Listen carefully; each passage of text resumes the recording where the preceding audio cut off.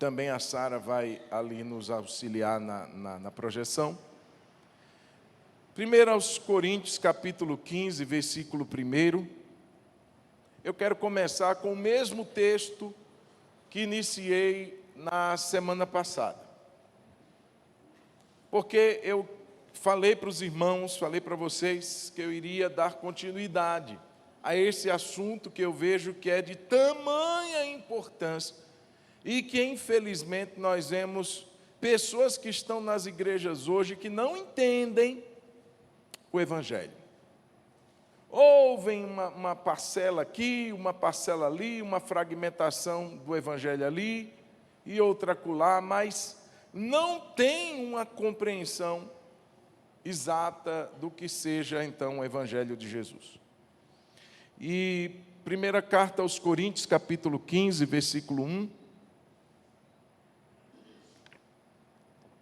vai dizer assim: irmãos, venho lembrar-lhes o Evangelho que anunciei a vocês, o qual vocês receberam e no qual continuam firmes. Por meio dele, vocês também são salvos, se retiverem a palavra assim tal como a preguei a vocês, a menos que tenham crido em vão. Feche os olhos por um instante. Obrigado, Senhor, por essa noite, por esse ajuntamento solene, por essa reunião da igreja.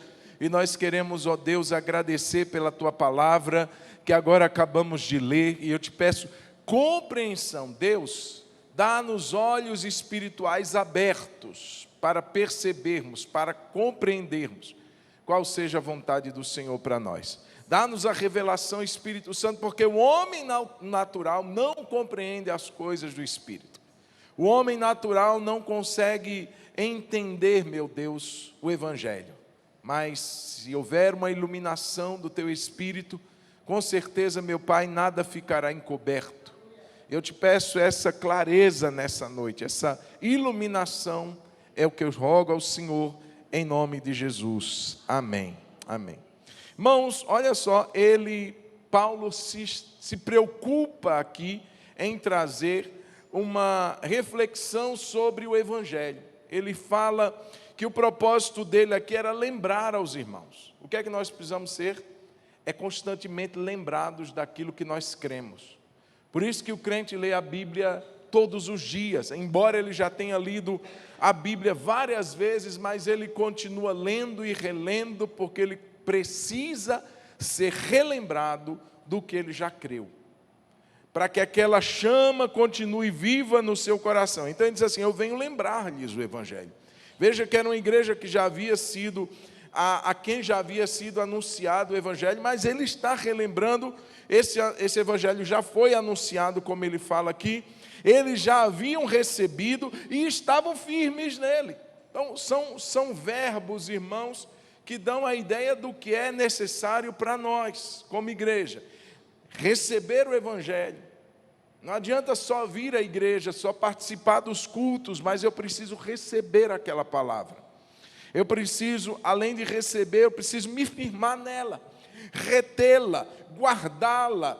Irmãos, na sua maneira original, na sua forma mais pura. Tem um livro do C.S. Lewis que chama Evangelho Puro e Simples. Não tem que ter complicação. O Evangelho, irmãos, não é algo para os doutos, para os sábios, para os entendidos, irmãos, é para todos.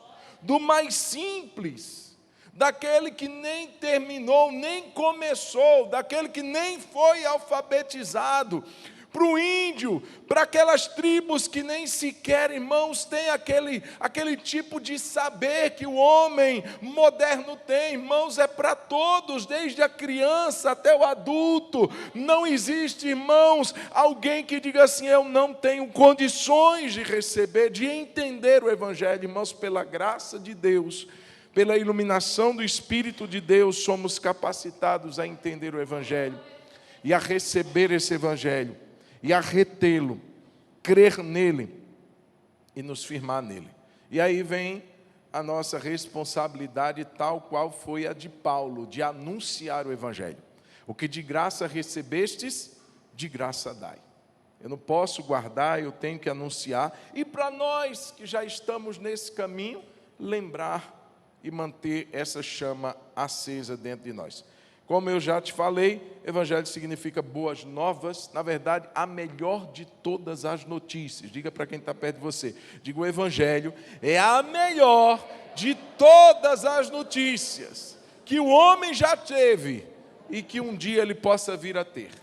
Não existe outra notícia mais importante do que o evangelho.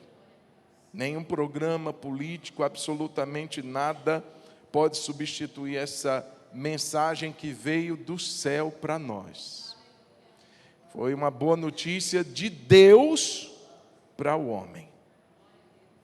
Porque o homem realmente estava perdido. E nós vimos aqui, irmãos, se você quiser saber, não pôde estar aqui na quinta passada, dá uma corrida lá na mensagem de quinta-feira, que nós iniciamos então essa palavra falando sobre o caráter de Deus. Mas, irmãos, para a gente compreender o evangelho, não basta apenas sabermos o caráter de Deus. E nós vimos 3 aspectos do caráter dele. Quem lembra? Deus é amor, Deus é santo e Deus é justo. Irmãos, isso daí para nós é o pontapé inicial para compreender o evangelho. Agora, para que nós tenhamos uma clara percepção disso, uma compreensão, a ponto de valorizar de fato o evangelho, o poder dessa boa notícia, não basta apenas sabermos sobre o caráter de Deus, a gente precisa compreender o caráter do homem. A gente precisa entender quem nós somos, em contraste com o de Deus. Quem é o homem? Qual é o seu caráter? E aí nós aprenderemos a valorizar esse evangelho. Porque o que a Bíblia mostra sobre nós, irmãos, não é nada belo. Na verdade, sim, no início, no plano original, foi bom, foi nobre, o homem foi criado de uma maneira assim, perfeita, porque foi segundo a imagem e semelhança de Deus. E eu queria que você acompanhasse esse raciocínio comigo, que o homem, a Bíblia diz, que ele hoje se encontra num estado de corrupção moral, irremediavelmente corrupto. Assim é o nosso estado. Só que a Bíblia mostra que a criação de Deus, como te falei, no início de tudo foi algo muito bom. Deus atestou isso, Deus mostrou isso. O estado original do homem era belo, era bonito. E aí a gente fica pensando quem foi ou quais foram as pessoas que de fato viveram essa realidade da humanidade, a plenitude do que é ser homem. Só 3 pessoas: o Adão, a Eva e Jesus. Tirando eles, irmãos, todos nós não sabemos o que é ter nascido na plenitude da humanidade, porque todos nós nascemos com essa semente corrupta.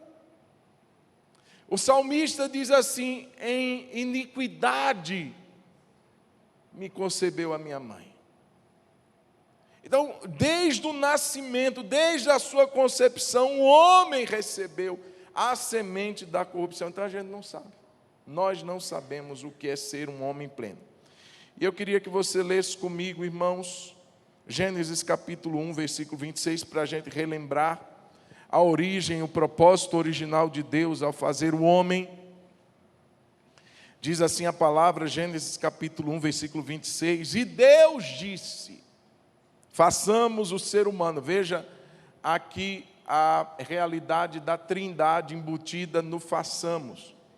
A quem Deus convidou para essa obra não foram os anjos. Os anjos eram criaturas, então eles não tinham poder criador. Então ele convoca, ele convida a comunidade divina, o Pai, o Filho, o Verbo ainda não encarnado, a palavra, o Logos, que já estava presente, ele estava no princípio com Deus, diz Colossenses. A palavra era Deus, o verbo estava com Deus, João, o Evangelho, vai relatar isso. E aqui há uma convocação da Trindade: façamos o ser humano, ou o homem, à nossa imagem e conforme a nossa semelhança. Tenha ele domínio sobre os peixes do mar, sobre as aves do céu, sobre os animais domésticos, sobre toda a terra e sobre todos os animais que rastejam pela terra. Verso 27. Assim Deus criou o ser humano à sua imagem, a imagem de Deus o criou, homem e mulher os criou. Verso 31. Deus viu tudo o que havia feito, e nesse tudo que havia feito já estava o ser humano.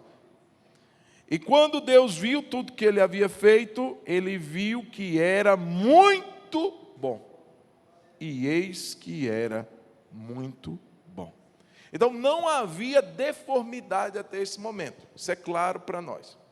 Não havia nenhum ponto de corrupção, nada no homem que viesse a manchá-lo moralmente. Mas todos nós aqui sabemos o que aconteceu. Eu não vou entrar nesse detalhe agora, mas o homem se rebela contra Deus. É engraçado que a sugestão da serpente que iludiu o coração de Eva, na verdade Deus já tinha dado.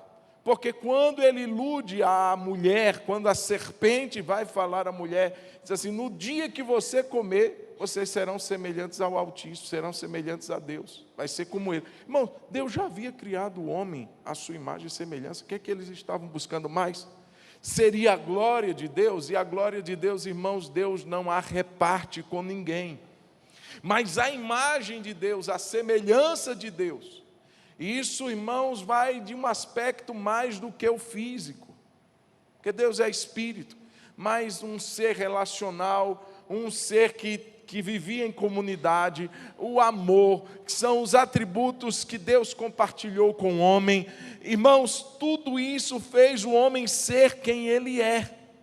Alguém já disse que a imagem de Deus é o que nos faz seres humanos.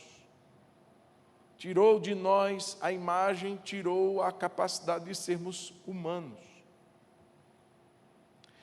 E aqui, queridos, quando Adão peca, a partir daquele momento a corrupção não alcança apenas a ele mesmo, mas a todos. E eu queria que você lesse comigo Gênesis capítulo 5, e percebesse um detalhe, irmãos, interessante, que diz aqui no verso 1 de Gênesis capítulo 5, este é o livro da genealogia de Adão, está fazendo uma retrospectiva. No dia em que Deus criou o ser humano, à semelhança de Deus o fez. Está claro, nós lemos agora há pouco.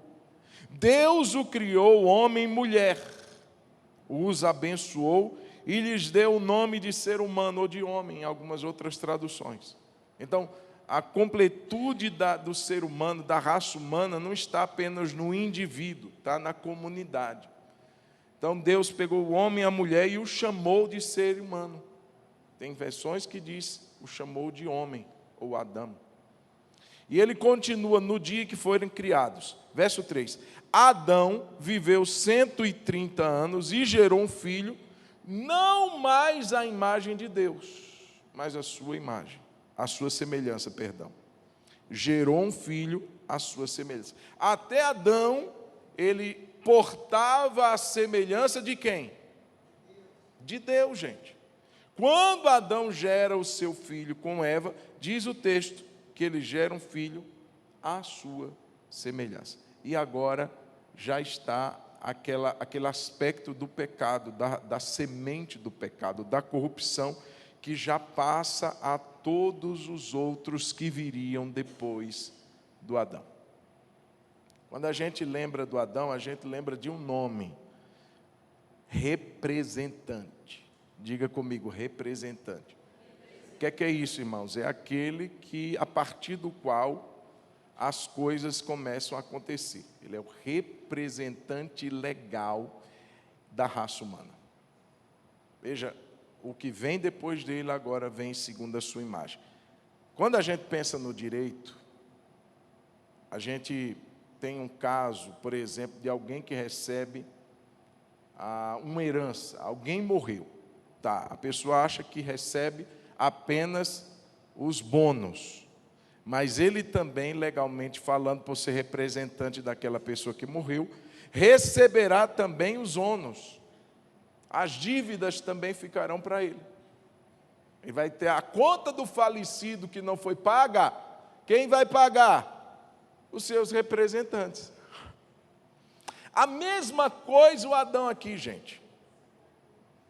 A partir desse momento, quem vem depois dele está pagando a conta que foi feita lá atrás. Ele foi o representante da raça humana. E isso está muito claro em Romanos capítulo 5, versículo 12. É interessante e necessário compreender isso, porque muita gente diz assim, mas o que é que eu tenho a ver com Adão? Não fui eu que pequei. Mas, irmãos, todos nós estávamos em Adão, representados por ele. Isso é princípio, não tem como a gente quebrar. Não tem como aquele representante do falecido, da falecida, dizer assim, mas não fui eu que comprei. Problema, vai ter que pagar, queira você ou não. E aí, irmãos, o texto vai mostrar, Romanos 5,12, portanto, leia comigo, assim como por um só homem entrou o pecado no mundo, e pelo pecado veio a morte, assim também a morte passou para quem? A toda a humanidade, porque todos pecaram.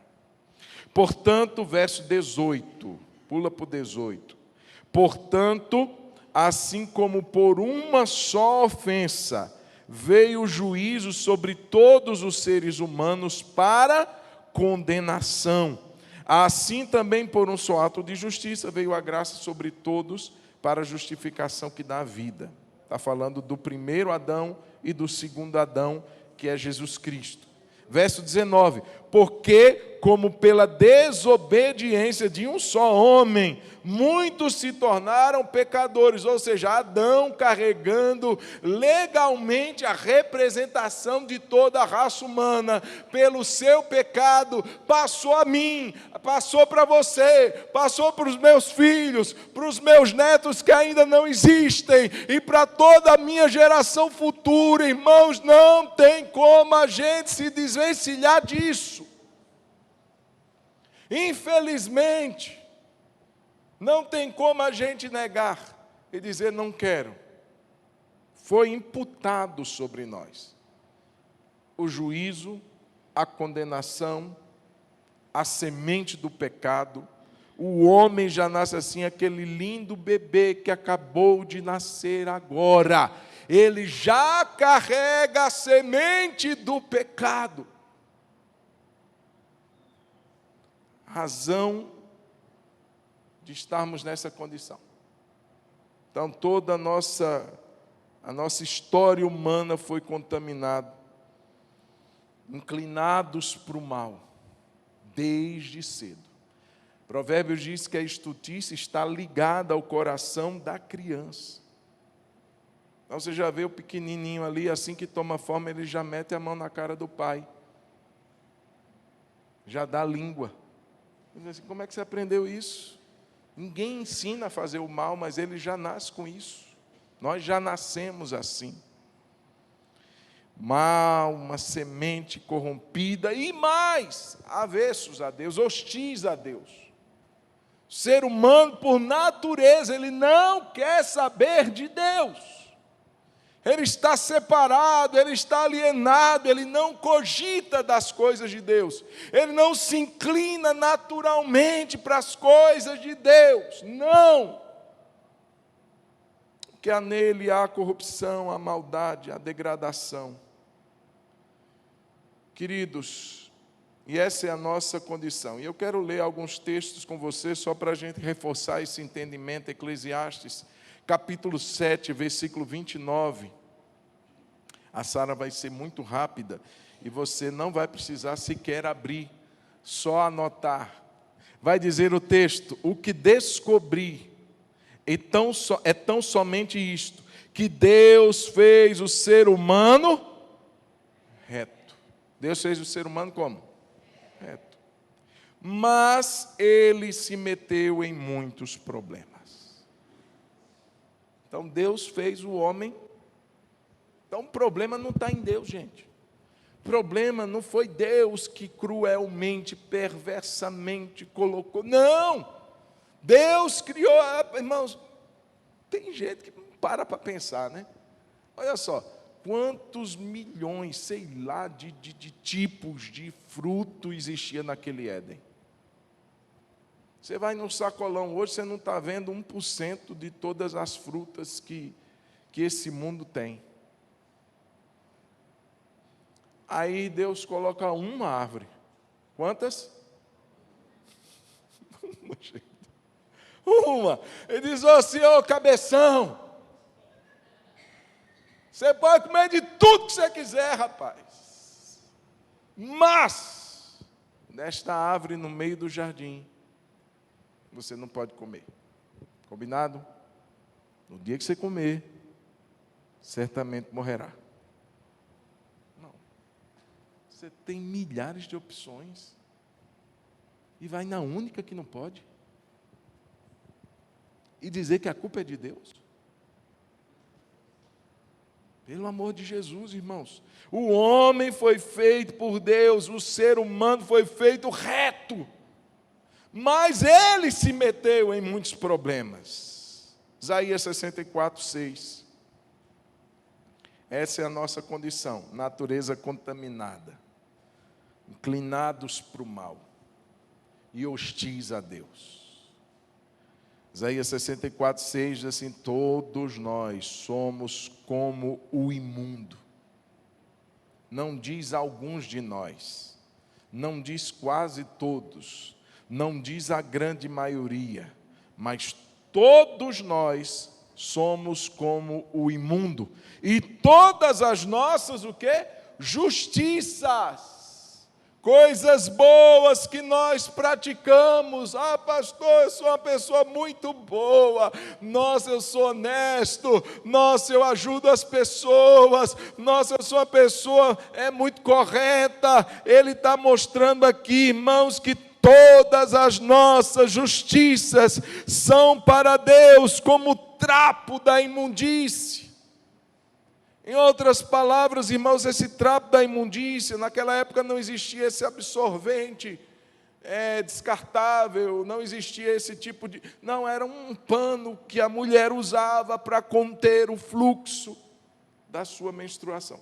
Ele está comparando as nossas justiças a esse tipo de trapo. Não vale nada. Tem um videozinho, Sara, se você achar no YouTube aí, deixa ele no gatilho. É o Senhor Cara Legal. Irmãos, a pessoa hoje se justifica pelas suas boas obras. Se justifica por ser uma pessoa que ajuda os outros. E não está nada de errado. Mas isso não é, irmãos, um fator que determina salvação, porque são inválidos, são insuficientes, são como trapos de imundícia, porque até na bondade do homem existe mescla da sua contaminação. Eu posso, irmãos, estar fazendo bem com a motivação errada. Uma pessoa que está ajudando o outro, qual é a sua motivação inicial? Ele está fazendo de uma forma totalmente pura, sem nenhum tipo mínimo que seja de interesse. Ou será que naquela sua atitude não existe um pequenininho resquício de que algo me beneficie? Nem que seja para dizer assim, não, mas uma mão lava a outra, vai que um dia eu preciso que se lave a minha. Veja que não é totalmente puro. Está aí o senhor cara legal? Tá, segura aí. Vamos ler Jeremias 17:9. Daqui a pouco a gente vai passar o senhor cara legal. Jeremias 17:9. Diz assim: enganoso é o coração. Você que estava achando que era uma pessoa linda, cheirosa desde que você nasceu. Enganoso. foi o seu coração. Enganoso mais do que todas as coisas e desesperadamente corrupto. Quem poderá entendê-lo? Veja o homem quando está em pecado, irmãos, ele nega o seu pecado, ele nega a sua culpa, ele transfere a sua culpa para o outro, ele diminui a relevância do seu erro. Não, isso daí não é nada não, tudo fruto de um coração enganoso. Tudo fruto de um coração que sabota a imagem de Deus em nós, o conhecimento de Deus em nós. Enganoso é o coração mais do que todas as coisas, e como é o meu coração e o seu coração?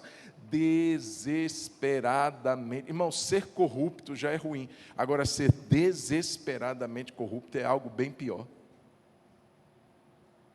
Nosso Deus, pastor, essas palavras não elevam meu ânimo. Justamente não é para elevar o seu ânimo, é para mostrar para nós quem nós somos. Mateus 15, 19. Vamos fazer um raio-x do coração. Deixa a palavra mostrar como é o seu e o meu coração. Mateus 15, 19. Esse coraçãozinho enganoso, vai dizer o texto, porque do coração procedem maus pensamentos, homicídios, adultérios, imoralidade sexual, furtos, falsos testemunhos e blasfêmias. Veja bem, irmãos, de onde é que vem? É do coração. O problema não está fora de nós. O problema não é o meio que o homem vive. O problema não são as pessoas que o cercam. O problema não está fora, o problema está dentro de nós. Está inato, está na nossa natureza, está arraigado, está ligado. É a nossa essência, irmãos.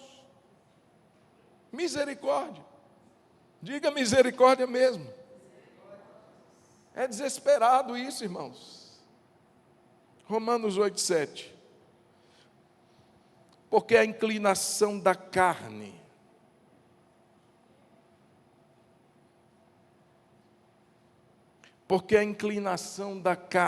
é inimizade contra Deus, pois não está sujeita à lei de Deus, nem mesmo pode estar.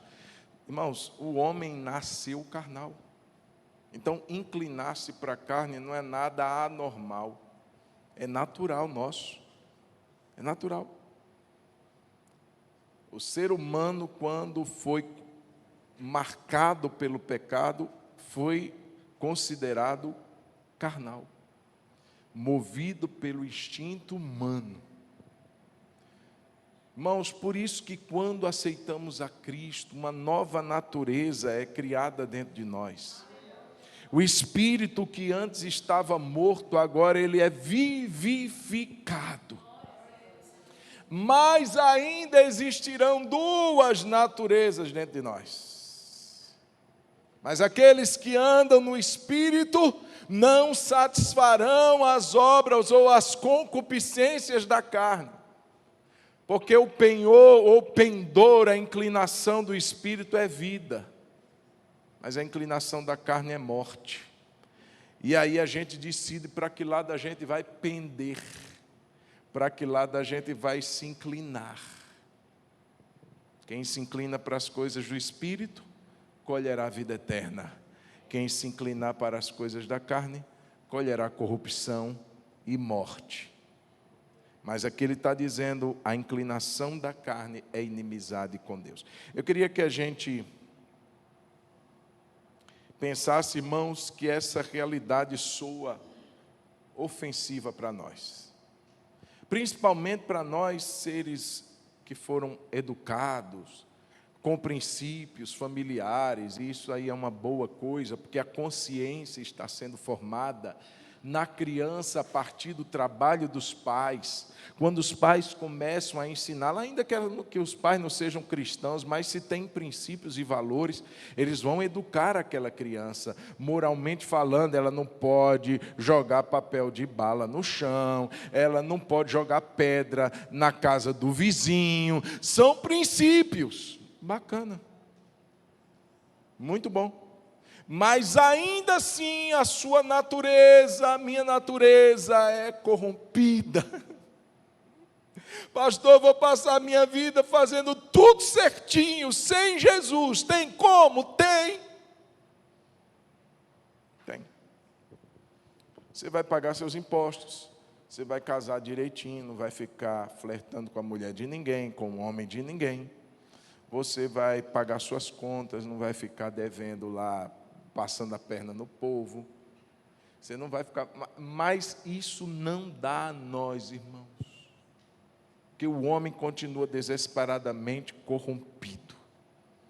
Isso faz parte da nossa natureza. E eu queria que daqui a pouco a gente lesse, a gente vesse... Está aí já? Ok. Então pode apagar. Vamos passar o senhor cara legal. Eles apagam lá. Agora eles têm um controle lá em cima. Gostei de ver. Isso aí. Pode passar, Sarinha.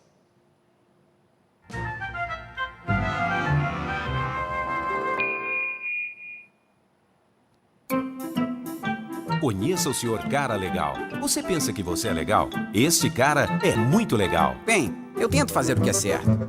Ele é tão legal que se pessoas fossem para o céu por serem boas, ele seria o primeiro da fila. Ah, que isso? Então, senhor cara legal, você tem guardado os 10 mandamentos? Claro! Você se importa se dermos uma olhada neles e talvez ver o quão bom você realmente é? Ah, ok. Beleza. Aqui está um. Não dirás falso testemunho. Senhor cara legal, você já mentiu alguma vez? Já. Quem nunca mentiu? Como se chama alguém que mente? Um mentiroso? Ok. Que tal outro mandamento? Não furtarás. Você já roubou alguma coisa pelo menos uma vez? Nunca. Mas você acabou de dizer que é mentiroso. Bem, eu roubei uns doces quando era criança. É, e como chamamos alguém que rouba? Ladrão.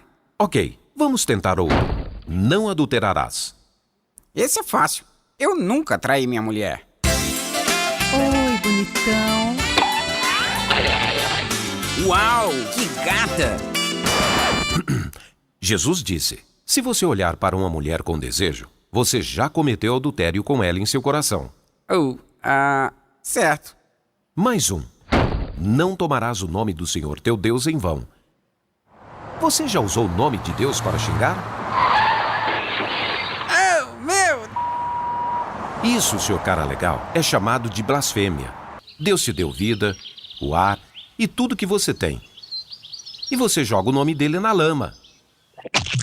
Então, você acabou de admitir que você é um mentiroso, um ladrão, um blasfemador e um adúltero no coração. E isso por apenas 4 dos 10 mandamentos. Tudo bem, eu não sou perfeito. Na verdade, é muito pior do que isso. Imagine que colocássemos um chip no seu cérebro para gravar todos os seus pensamentos por uma semana. E então, mostrar todos os seus pensamentos em uma tela de cinema para todos os seus amigos e familiares verem. Isso seria vergonhoso. Eu sei. A Bíblia diz que Deus conhece tudo, até mesmo os pensamentos secretos do seu coração. Bem, comparado com algumas pessoas, eu sou um santo. Sim, é verdade, mas o padrão é a lei de Deus, não outras pessoas. Além disso, mesmo que você pecasse só 5 vezes por dia, em um ano, seriam 1.825 pecados. Se você viver até os 70 anos, você terá quebrado a lei de Deus 127.000 vezes. Você terá que responder por cada pecado no dia do julgamento. A Bíblia diz que cada um de nós dará conta de si mesmo a Deus.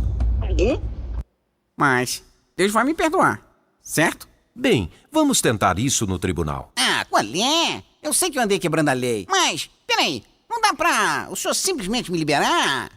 Só um juiz corrupto aceitaria isto. Um bom juiz diria: a justiça exige que você pague por seus crimes.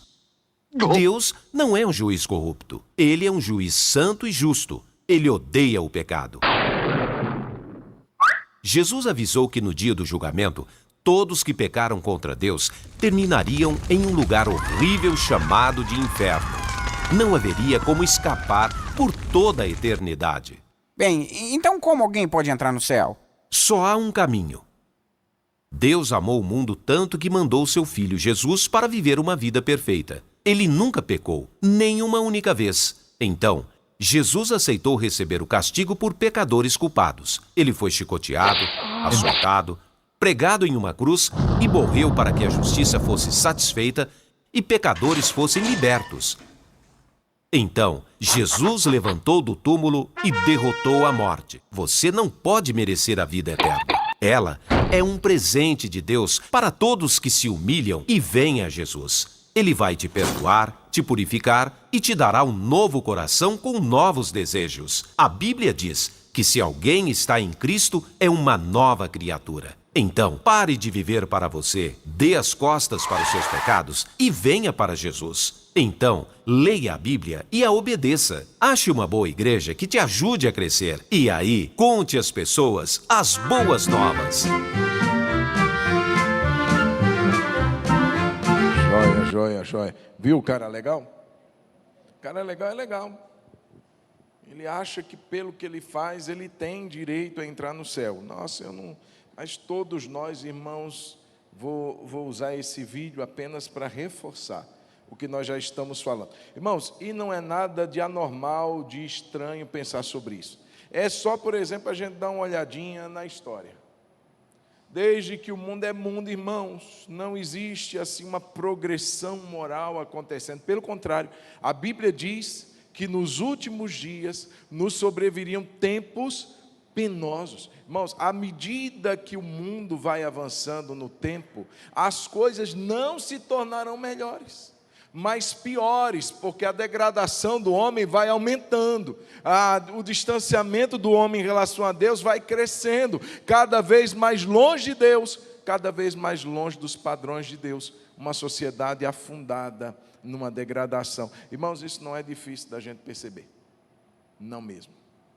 Dá uma ligada no noticiário, qualquer horário que seja. Você vai ficar assim encharcado de sangue, só de ver o noticiário. São problemas de todas as ordens, irmãos, e não precisa nem ir muito longe. Olha para dentro de você. Cada um olhando para dentro de si mesmo. O que é que nós encontramos? É claro que hoje eu estou falando para um público que tem Cristo, irmãos. Nós temos Cristo, louvado seja Deus. Mas ainda assim, nós que temos Cristo, lutamos diariamente. Lutamos contra essa natureza que ainda guerreia dentro de nós. Imagine quem não tem Jesus. Imagine quem não tem uma natureza para guerrear. Significa que a carnalidade governa. O homem carnal sozinho no trono do coração do homem. Irmãos, isso é ir de mal a pior. Essa é a realidade. Então, portanto, somos diante de Deus culpados e condenados. Há uma sentença de culpa sobre nós e a Bíblia ensina sobre essa natureza que nos leva a cometer coisas erradas. Tinha uma pergunta, quando eu fazia seminário, que vez por outra eu vi alguém perguntando assim nos corredores. Uma perguntinha interessante que parece ser boba, mas não é. E essa pergunta é: você peca por qual razão? Na verdade, é um trocadilho que era feito assim: você é pecador porque você peca, ou você peca porque é pecador? Pense sobre isso. Você é pecador porque você peca, ou você peca porque você é pecador? Pastor, não entendi nada. Quem está nesse grupo? Não entendi nem a pergunta direito. Olha a primeira. Você é pecador porque peca. Significa dizer que o pecado está vindo de fora para dentro.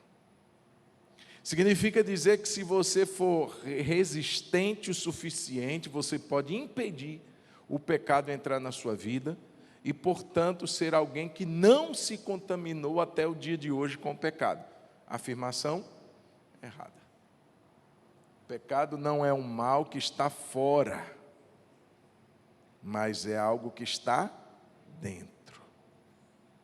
Então, a segunda afirmação, ou a segunda pergunta seria a verdadeira: nós pecamos porque somos pecadores. Desde o nosso nascimento, desde a nossa concepção, desde os nossos primeiros momentos de vida, nós já nascemos pecadores. E eu queria ler com você Romanos 3, 23. Você já o conhece. Então, essa corrupção dentro de nós nos leva a cometermos atos que contrariam a natureza de Deus. Qual é a natureza de Deus? A natureza de amor. Toda vez que a gente não vive o amor, na sua forma prática, não é aquele amor platônico, não é aquele amor sentimento, não é amor atitude, o amor é isso, é aquilo, não inveja, não se porta inconveniente, não se exaspera, não arde em ciúme, o amor não se ufana, irmãos, aquela série de atitudes que o amor requer, que se doa, que se entrega. Não, irmãos, nós somos egoístas, egocêntricos. Nós estamos contrariando a lei de Deus, a santidade de Deus e a justiça de Deus. E aí Romanos 3, 23 vai dizer, pois alguns pecaram. Não, diga todos. Todos, irmãos, são todos. Todos pecaram e todos carecem da glória de Deus. Romanos 3, 10. Como está escrito, não há justo, nenhum sequer. Não há quem entenda, não há quem busque a Deus. Todos, irmãos, eu quero frisar e dar uma tônica diferente na palavra todos se desviaram e juntamente se tornaram inúteis. Não há quem faça o bem, não há nenhum sequer. Verso 19. Ora, sabemos que tudo que a lei diz é dito aos que vivem sob a lei, para que toda boca se cale e todo mundo seja culpável diante de Deus. Então não tem nenhum senhor cara legal que naquele último dia vai bater no peito e vai dizer, eu estou livre dessa. Todos se tornaram culpados, todos carregam a culpa. Esse mal que está arraigado e que de fato não podemos fazer nada para mudar isso. O ser humano não consegue produzir salvação para si mesmo. Romanos 7,14, eu quero ler com você esse dilema dessa natureza que está em nós. Romanos 7,14,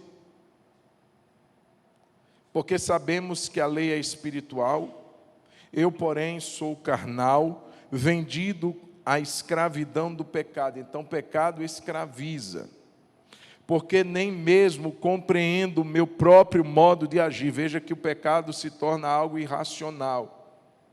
A pessoa não maquina, na verdade ela consegue fazer isso ao longo do tempo, mas é tão natural que ela o faz sem raciocinar. Ela produz de uma forma espontânea o mal dentro de si. Não compreendo o meu próprio modo de agir. Verso 15. Pois não faço o que prefiro, e sim o que detesto. Ora, se faço o que não quero, concordo com a lei que é boa. Neste caso, quem faz isso já não sou eu, mas o pecado que habita em mim. O mal está dentro do homem, não está fora. Ele está dentro de nós. O problema está em nós e não fora de nós. Verso 18, porque eu sei que em mim, isto é, na minha carne, vamos ler isso, gente, não habita bem nenhum. Nenhumzinho. Nenhuma coisinha boa. Ele está dizendo, não habita bem nenhum. Pois o querer o bem está em mim, mas não o realizá-lo. Porque não faço o bem que eu quero, mas o mal que eu não quero, esse faço. Mas e se eu faço o que não quero, já não sou eu quem faz, e se o pecado que habita em mim? Assim encontro esta lei: quando quero fazer o bem, o mal reside em mim. Porque segundo o homem interior, tenho prazer na lei de Deus. Mas vejo nos meus membros outra lei, que guerreando contra a lei da minha mente, me faz prisioneiro da lei do pecado que está nos meus membros. Miserável homem que sou. Olha a conclusão. Miserável homem que sou. Quem me livrará do corpo desta morte? Verso 25, vamos ler? Graças a Deus. Vamos lá? Graças a Deus por Jesus Cristo, nosso Senhor. Amém. Irmãos, só Cristo pode tirar o homem dessa crise. Só Cristo é capaz de tirar o homem dessa miserabilidade. O homem é miserável. Então, irmãos, essa é a nossa realidade. Se em contrapartida, Deus é um Deus amoroso, é um Deus santo, é um Deus justo, não há pecado em Deus, não há mesclas de trevas em Deus, não há nada de ruim em Deus. Em contrapartida, em nós há tudo de mal. Não porque Deus assim fez a nós, mas porque nós nos metemos em muitos problemas. Nós procuramos esse caminho de rebelião contra Deus e nos enfiamos nesse mal da corrupção. E aí vem o dilema, irmãos. Qual é o dilema? Saber, tem uma questão aqui. Veja, se Deus é perfeitamente bom e eu sou desesperadamente corrupto, e agora? Você viu aqui no cara legal. Irmão, pensar no caráter santo, justo de Deus é um alívio para nós. Você já imaginou se lá no céu o governo fosse igual daqui da terra? Numa canetada, mesmo você, né, vai para Papuda. Você já imaginou uma coisa dessa? Irmão, você já imaginou se existisse em Deus requintes de perversidade, de crueldade, de injustiça? Que instabilidade o ser humano viveria aqui? Isso traz um alívio. O nosso Deus é um Deus santo, é um Deus justo, não é um Deus perverso, maligno, é um Deus amoroso. Glória a Deus por isso. Mas, por outro lado, entender que Deus é tudo isso e nós não somos nada disso é desesperador. Porque, irmãos, se Ele é justo, como vai ficar a nossa parte? O Evaldo fez assim, é igual a sentença dos coliseus romanos, morte, exatamente isso. Irmãos, é desesperador pensar sobre isso, saber que você e eu merecemos, não é a glória, mas a destruição, e que Deus não vai aliviar, porque, veja bem, irmãos, esse é o grande dilema. Se Deus é justo, como é que Ele vai inocentar o culpado? Sem se tornar injusto. Porque se Deus é justo e Ele inocenta o culpado, Ele se torna o quê? Injusto. Imagine, irmão, um dia roubaram a bolsa da pastora no supermercado. Ela estava lá, aí parou para ver o produto e deixou a bolsa no carrinho. Mulheres, não façam isso, viu? Ela deixou a bolsa no carrinho, nem saiu de perto, né? Só fez se virar, se abaixou quando ela... Cadê a bolsa? Já tinha levado. E ela saiu atrás, enfim, foi atrás do bandido e tal. Me liga, amor, cadê você? Pegaram minha bolsa e tal. Daqui a pouco, quando eu chego lá, irmão, já está todo mundo com cara retido, já tinham segurado o camarada e já tinham recuperado a bolsa e aquele negócio todo, chamou polícia, e o dia todo, irmão, e ele não era estrangeiro, levou lá para Polícia Federal. Não é Polícia Federal não, esse é negócio de polícia normal mesmo, e volta para o batalhão, aí vai para a polícia, e faz o BO, e fica lá até, isso, irmãos, foi cerca de 3 horas da tarde, eu acho, né? Meio-dia em sim. Irmão, sabe que hora ela foi chegar em casa? 1h da manhã. Ela e o bandido na casa dele, porque os dois saíram juntos. É assim, irmão. Já imaginou se Deus fosse injusto? Como que ele inocenta o culpado, gente? Como que o estuprador, imagina, acabou de estuprar, eu estuprei. Tá bom, pode ir embora. O mínimo que vai gerar em nós é um senso de indignação. É ou não é? Por que ele não foi preso? Já imaginou isso, irmão? Se amanhã fosse decidido que as pessoas que estão hoje presas, que cometeram todo tipo de atrocidade, seriam libertas? Como é que você ficaria? Se sentindo o quê? Essa justiça não vale nada. Aí você acha que Deus pode fazer isso? A gente acha que Deus pode olhar para o ser humano e dizer assim, você pecou. Mas não é só pecou, você se inclinou para o mal, você se rebelou, você comete, e eu vou te inocentar e vou te levar para o meu céu. Irmãos, Deus seria injusto. E não tem como Deus ser injusto. Ele contaminaria a sua natureza. Não tem como. Então esse é o dilema, irmãos. Como que um Deus bom pode aceitar aqueles que não são? Eu estou dizendo aqueles, entenda-se nós. Nós não somos bons. Como que Deus nos aceitaria? Como que um Deus justo, ele vai tratar com pessoas egoístas, inclinadas ao mal e desobedientes como eu e você? Como ser humano no seu todo. Como ele vai tratar com justiça? Se Deus é justo, a sentença está clara e determinada. Todos serão condenados. Todos vão ser condenados. Não tem uma pessoa indesculpável. Todos. E aí vem esse grande dilema. Como Deus justo vai inocentar pessoas como nós? Como Deus santo, irmãos, vai ser amigo de pessoas como eu e você? Vai se relacionar conosco? Se a luz não se mistura com as trevas, se o bem se o óleo não fica junto da água, não tem como.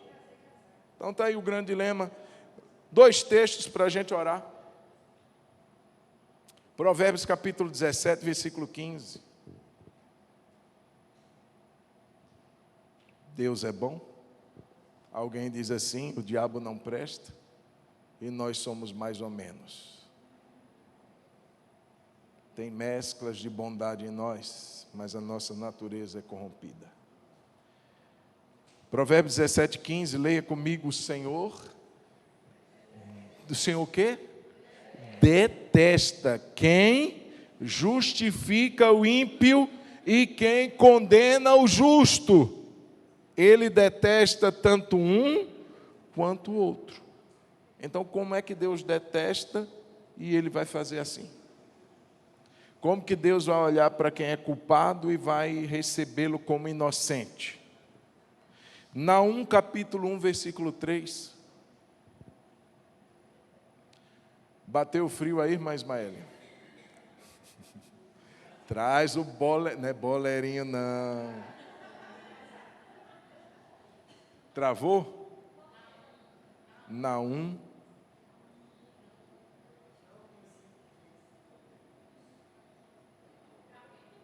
Capítulo 1. Versículo 3.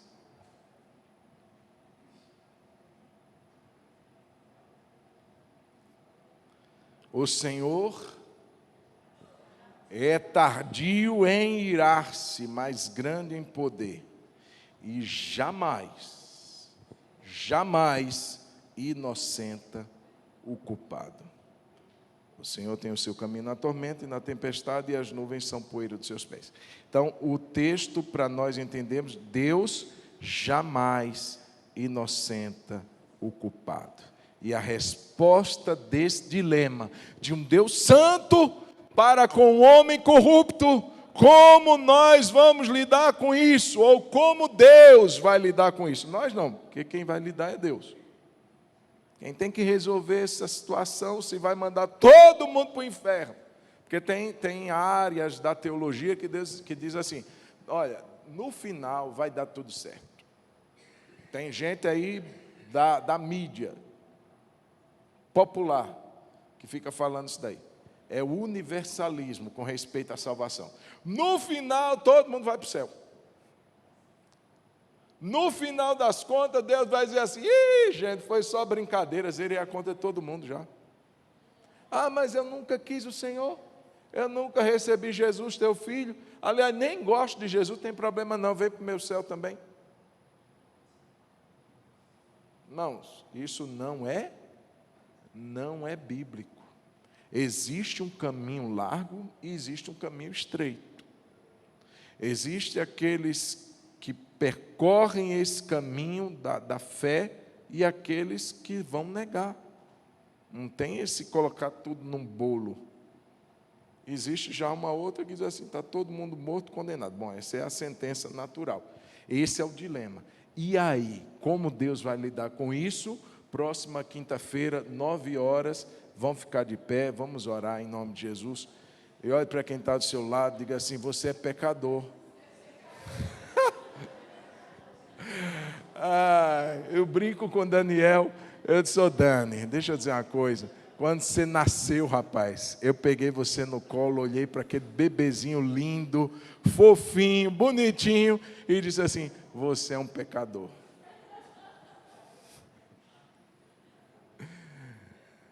Mas louvado seja Deus, graças a Deus por Jesus Cristo, nosso Senhor. Essa noite foi para colocar a gente na humilhação. Essa noite foi para a gente relembrar que sem Deus não somos nada. Essa noite foi para a gente se esvaziar de toda e qualquer pretensão humana, orgulho próprio, justiça própria. Não há nada que eu faça que obrigue Deus a me levar para o seu céu.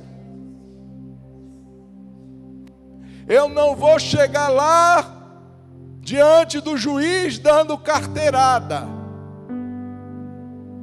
Eu não vou chegar diante de Deus apresentando meu currículo moral. Porque ele vai dizer assim, isso é trapo da imundície, não vale nada. Tudo que temos, irmãos, razão é única. E se não for por essa razão, miserável homem que sou. A razão única se chama Jesus. Jesus, que nos livra da ira vindoura. Então, querido, nesse estado de humilhação que estamos agora, vamos louvar e dizer, Deus bendito seja o nome de Jesus. Feche os seus olhos, levante suas mãos e diga, graças a Deus por Jesus Cristo. Oh Deus, é por teu meio, é por teu intermédio, é por tua justiça, Jesus.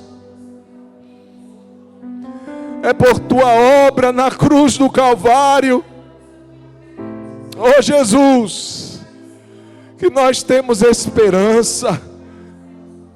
Ah, meu Deus, é a esperança que nos move. Que não é por nada que tenhamos feito, mas por tudo que o Senhor fez. Oh, aleluia! É que nós somos justificados pela fé, e temos paz com Deus, É mediante Jesus. Obrigado, meu Senhor. Que essa graça encha cada um de nós. E graça é a raiz de gratidão. A graça que recebemos gera em nós gratidão. Muito obrigado, Senhor. Muito obrigado por tudo que o Senhor fez por nós, pecadores miseráveis, condenados, culpados,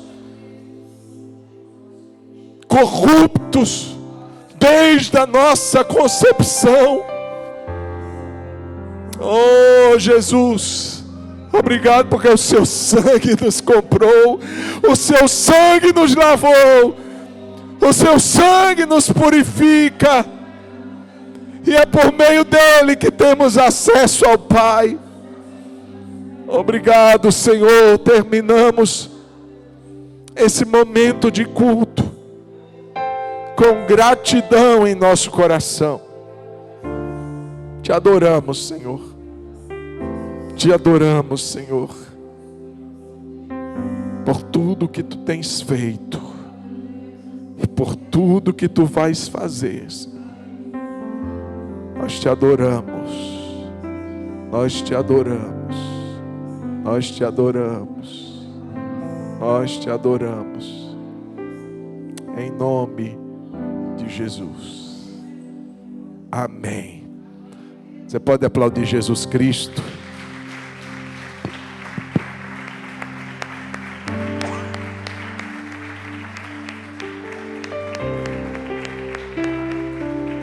Aleluia.